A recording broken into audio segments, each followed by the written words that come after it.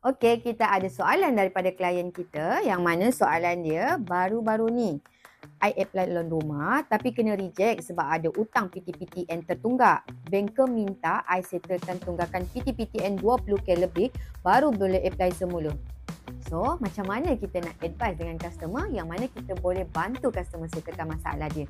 Hai semua, saya Ria.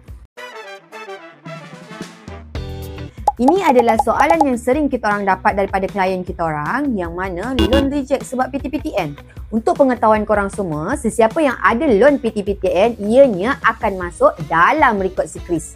Dan jika korang tak bayar untuk beberapa bulan, ianya akan jadi tunggakan for few months. Memang betul kebanyakan bank akan reject loan you guys if korang ada tunggakan PTPTN.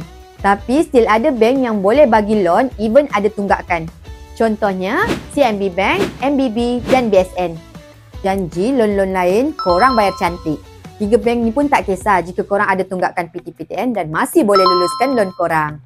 So, before apply apa-apa application, semak dengan banker polisi-polisi bank tertentu untuk pastikan loan korang mudah lulus. Jika hantar 2 atau 3 bank yang silap dan di-reject, sepatutnya bank keempat boleh approve. Tetapi turut di-reject disebabkan 3 bank menunjukkan rekod dalam SECRIS. Nak tips loan yang lain? Tekan follow sekarang. Sehari Silmu, follow QL.